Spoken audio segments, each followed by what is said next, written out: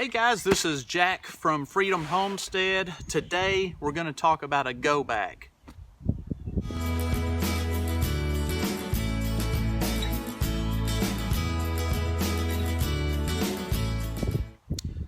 You may be asking yourself, well, what is a go bag? Well, a go bag is a backpack or a bag of some sort that if you have to bug out of your house, if the situation is bad where you can't stay in your home and ride out some sort of emergency or crisis that's going on, to have enough in a bag that you can just grab quickly, put in your vehicle or on foot and take off. And all the items in this bag are supposed to at least sustain you for 72 hours.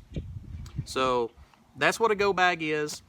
I'm going to show you what items I have put in this bag that I could come up with that I thought would help me in the situation where I live and the things that I might deal with. The one item I don't have in this that's very essential for most bags is a battery powered radio to keep up with the information and news. I don't have one just because I have not bought one yet, but when I do get one, that will be an item that goes in my go bag. But let's show you what items I have, and hopefully it will help you out, just preparing you in case of any kind of emergency. You've got to grab something quick and take off. So boom, there it is, guys. There's everything laid out and the backpack. And let's go over all these items one at a time. So make sure you got a first aid kit. This is an essential item for a go bag.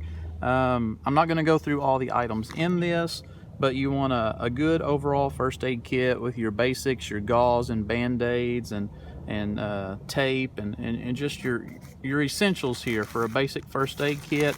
This came in a nice compact pouch that will easily go in the bag. So a first aid kit.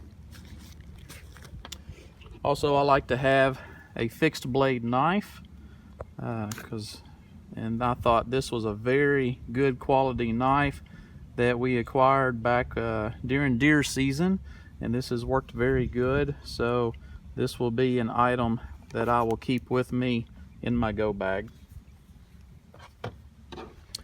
Also, I like to have leather gloves. Leather gloves are very essential if you're building a campfire or anything like that. Leather is the way to go so you don't burn yourself. But I also like to keep a real thin pair of work gloves as well. They don't take up any extra space. They can fold up and pack nicely in the pack as well. So gloves. Along with the fixed blade knife, I like to have just a nice little pocket knife. And with the pocket knife, I also want to carry a multi-tool, and I got this. This is a little Winchester multi-tool. This is going to be really great to work on stuff. It's got screwdriver, Phillips, knife, can opener, that sort of thing. The good thing I like about this one is it also has a bonus little pouch. If I can get it out. This also has a little tiny spare one with scissors. And so this is just a neat little bonus that came with this nice little Leatherman multi-tool. So there we go. Great little item to have in your bag. I like light, so I have a nice little flashlight here. This is a little Streamlight Stryon. This is a very powerful light. But I also have an O-light. This nice little O-light. It is rechargeable. I keep my recharger with it. Both of these lights are rechargeable. This is a wonderful light. You can take it out, clip it on your hat, clip it on your belt, wear it around your head as a headlamp. This is just a wonderful, compact, but very beneficial, useful light, the O-light.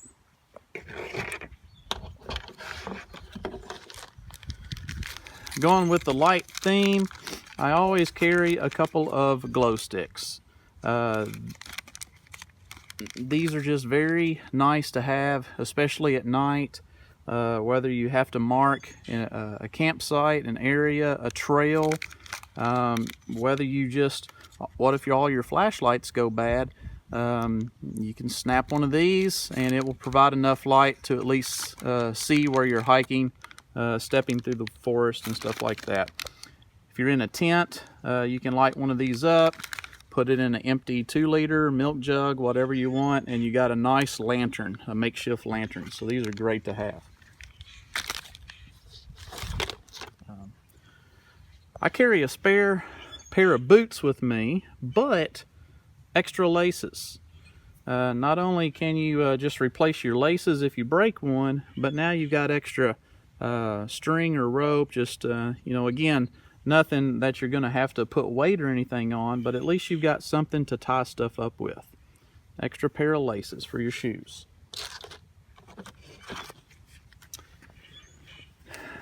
An emergency whistle. An emergency whistle, I believe, can be very essential, especially if you're with a family or with extra people. If you get lost out in the wilderness somewhere, this can be a lifesaver, a whistle. I'm always going to have a watch with me. A watch is very nice to always have. I have one that's just Velcro, puts on very quick, very easy. I have a couple of little bracelets made out of paracord webbing, so now I have extra webbing if I need it. And these can be very useful, and I can keep them on my person in case I need them very quickly. I like to carry just a little bit of a, now you can have a big bottle of mosquito spray, tick spray, depending on where you're at. You may not be in a wilderness area, but I always like to have a little bottle of this with me just in case. Also for safety, safety glasses. You never know what you're going to get into. Are you going to have to do a makeshift campsite and cut some wood or pull some tree limbs down, or work in a storm, or work in sand or wind? It's good to have some eye protection.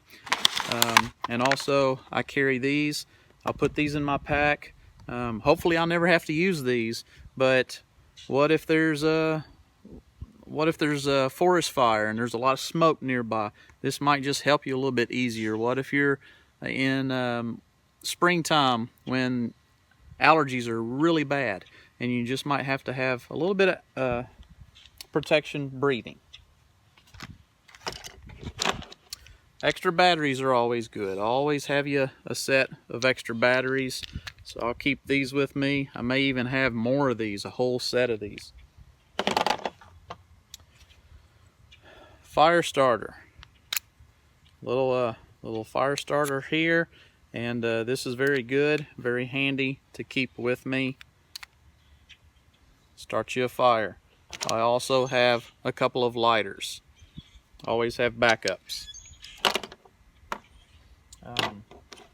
Just personal medical stuff. I'm gonna have some chapstick. I'm gonna have some of this bliss stick. I'm gonna have in my pack. I have extra, you know, just essentials like ibuprofen, allergy medicine, stuff like that. For I get migraine headaches, so I just have extra medicine with me. I always throw a couple of carabiners in my pack in case I have to hook some water bottles, or again use my webbing to tie something up. You've always got some carabiners. Make sure you have you a notepad here. Get you a notepad. I have 2 or 3 ink pens in here. I have a Sharpie marker in here in case I have to make notes, write something down, whether it's emergency phone numbers, contact information, directions somewhere. Always good to have. These are pretty nice if it's cold weather. These little hot hands, You can put these in your jacket, pockets, anything, and this might help you stay a little more comfortable on a cold night, at least for a couple more extra hours. Again, I have some more medical stuff in here. I'm going to add this to my first aid kit. This is sting relief in case I get stung by a bee or anything like that. And then I also have some little towelettes. So some sting reliefs and some towelettes.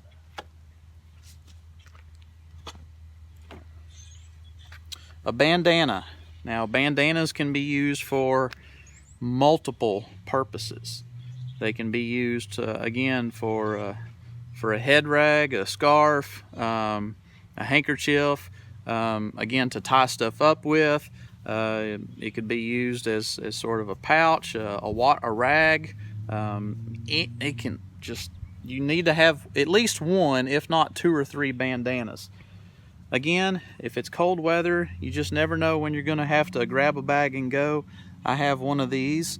This is a balaclava, and this goes over my head and will keep me very warm. My son calls it my little ninja mask, but as thin as these are incredibly warm when you wear these.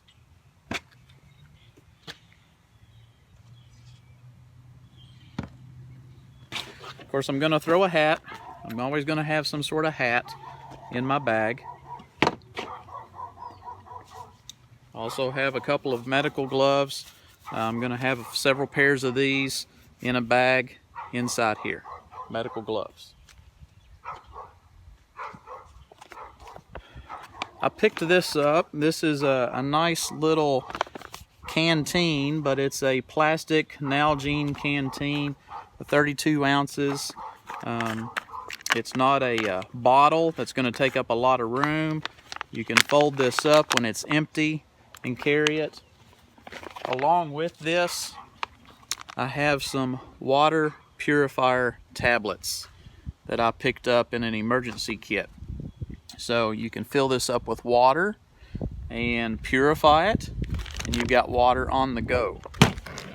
But I never know what situation I'm going to get myself into, so I'm going to carry several bottles of water with me, at least 3 bottles of water, okay, along with the water tablets and this.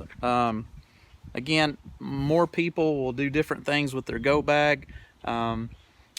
It's great to have a water bottle with a built-in water filter, and also it would be good to get, they make life straws, which are supposed to be good for over 100 gallons, maybe 150 gallons of water to filter. So that way you don't have to carry so much water, because water is going to add a lot of weight to your backpack. So if you can do something like this and filter the water on the go, that might be a very good option as well.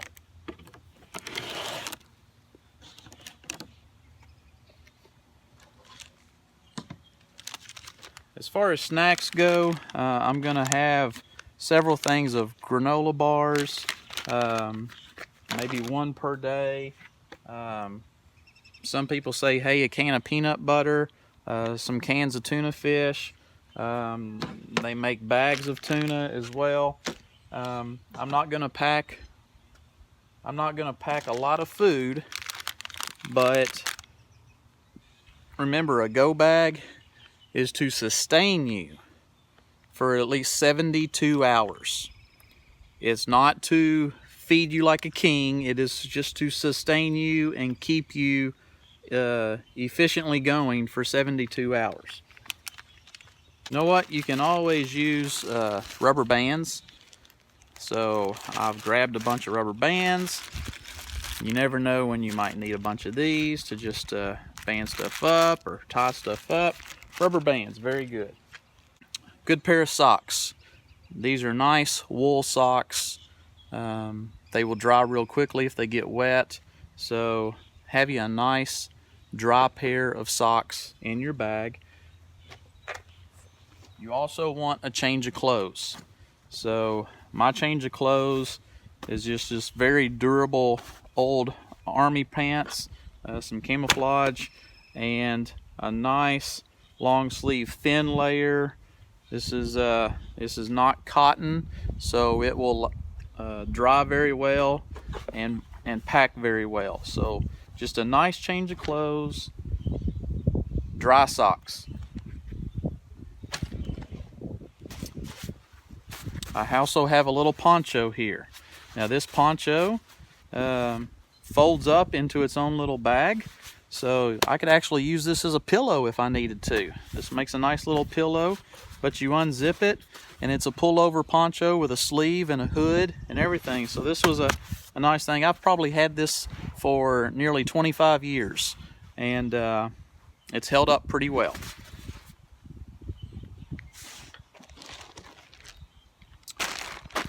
A tarp of some sort.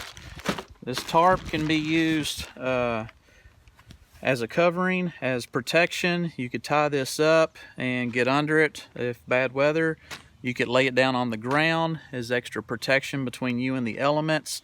You could use it as a bag and lay it down and fold it up and carry stuff. So you can use it as a duffel bag, a poncho.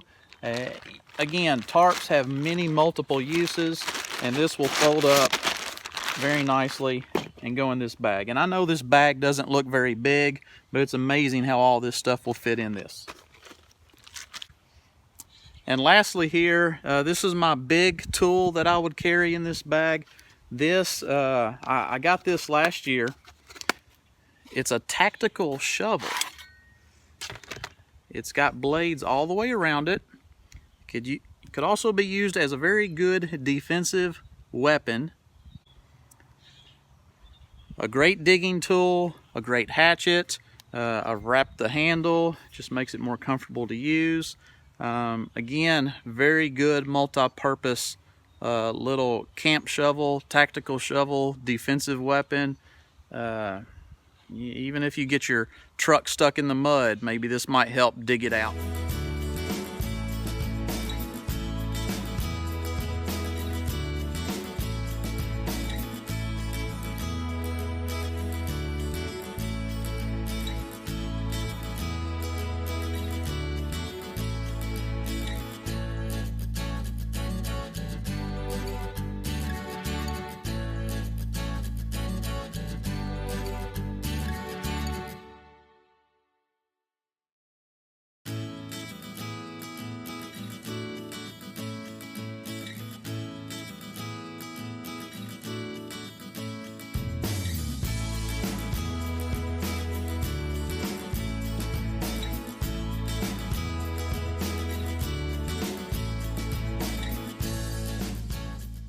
So there you have it. Go bag, fully packed. Put all this stuff in it. Got my tool in the back. This fits very nicely. It's very padded back here. This pack, I don't know the exact name brand of it. It was just a little tactical backpack that I found on Amazon, and I only paid about maybe $30 to $35 for this. It's not a big backpack. It's more of a compact bag, but it will really cinch down nicely. You can pull these straps. It's got some moly webbing on it. You can attach other items to it, water bottles, other packs to it, but you can really cinch it down, and it works really, really nicely. It also comes with a waist strap on it, so you can tie it around your waist, your shoulders. I took the strap off up here, but it will cinch down here and cinch all of this up very nicely. So, and this whole pack is only gonna weigh, it actually only weighs probably about 20 pounds. This is a 20 to 25 pound pack, 72 hours. Remember, your first option is to always stay home and ride out whatever emergency is going on. But if all options force you to leave your home, this for 72 hours should keep you stable and allow you to survive for at least 3 days, food, water, keeping you safe as possible until things are safe to go back home. So that's it, guys. Hope you've enjoyed the video. Don't forget to like and subscribe to our channel here at Freedom Homestead. We're all about doing things as a family, gardening, growing our own food and processing our own meat, recipes, homeschooling projects, and just ideas and things to share with our friends about being frugal, being thrifty, trying to be creative and work on things around the house and do things as cheaply as possible and not having to rely on the big box stores every time we need something. So thank you, and we'll see you on the next video.